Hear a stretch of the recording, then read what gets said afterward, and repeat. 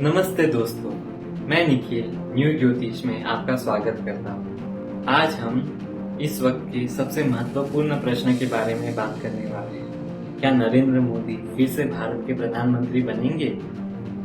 ज्योतिष शास्त्र का इस बारे में क्या कहना है, चलिए देखते हैं। शुरू करने से पहले मैं आपको याद दिला दूं कि पिछले साल 2023 क्रिकेट वर्ल्ड कप का सही रिजल्ट भी हमने वक्त से पहले ही बता दिया था।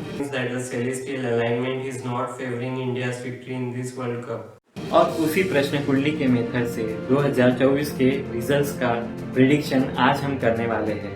क्या नरेंद्र मोदी फिर से भारत के प्रधानमंत्री बनेंगे? इस प्रश्न की कुंडली आप अपने स्क्रीन पर देख सकते हैं। इस कुंडली को समझना ब्रह्मांड के रहस्य को उजागर करने से कम नहीं है।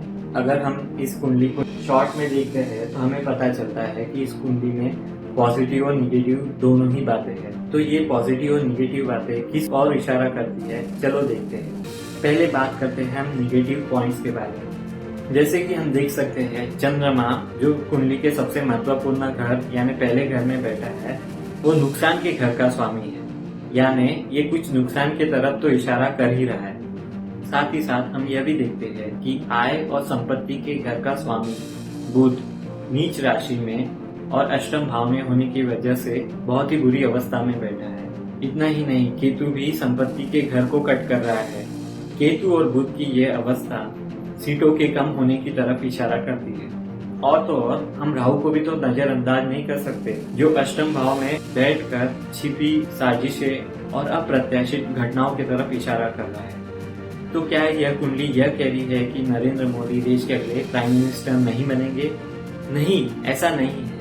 अभी तो हमने कुंडली के सिर्फ एक पहलू को देखा है। चलो अब हम डिस्कस करते हैं कुंडली के पॉजिटिव एस्पेक्ट्स के बारे में। कुंडली के सबसे महत्वपूर्ण घर यानी पहले घर का जो स्वामी है वह है ग्रहों का राजा सूर्य, और वो उच्च राशि में भाग्य स्थान में अपने मित्र गुरु के साथ बैठा है। यानी ग्रहों का राजा सूर्य जो कुंडली का सबसे महत्वपूर्ण घर है, पहला घर, उसका स्वामी होकर एकदम मजबूत अवस्था में बैठा है। साथ ही साथ अगर हम देखें तो चंद्रमा जो नुकसान का घर का स्वामी है, पहले घर में बैठा जरूर है, लेकिन चंद्रमा सूर्य का मित्र है, इसीलिए वह नुकसान भी कम कराएगा।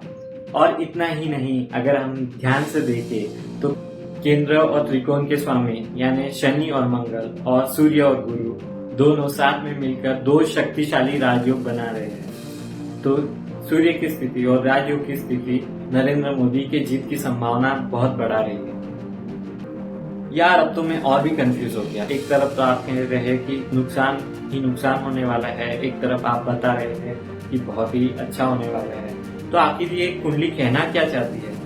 हमारे हिसाब से सूर्य की उच्च स्थिति और दो राजयोग का बनना यह बताता है कि नरेंद्र मोदी देश के अगले प्रधानमंत्री जरूर बनेंगे। पर साथ ही आय और संपत्ति के घर के स्वामी बुध की स्थिति भाजपा के सीटों के नुकसान की तरफ इशारा करती है। तो अब की बात 400 पार, यह कहने और सुनने में तो अच्छा लगता है, पर ज्योतिष शास्त्र के हिसाब से यह हकीकत में होना बहुत मुश्किल है। और अंत में सबसे महत्वपूर्ण बात जो मैं आपको कहना चाहता हूँ, प्रश्न कुंडली भविष्य में क्या होगा ये बहुत मजबूती से तो बताती है, लेकिन भविष्य भी पत्थर में लिखी गई लकीर नहीं है जो मिट नहीं सकती या जो बदल नहीं सकती। भविष्य तो बन रहा है हर वक्त, हर घड़ी, हर किसी के कर्म से। तो आप अपना कर्म करते रहिए और अपने देश को आगे बढ़ाते रहिए। जय हिंद।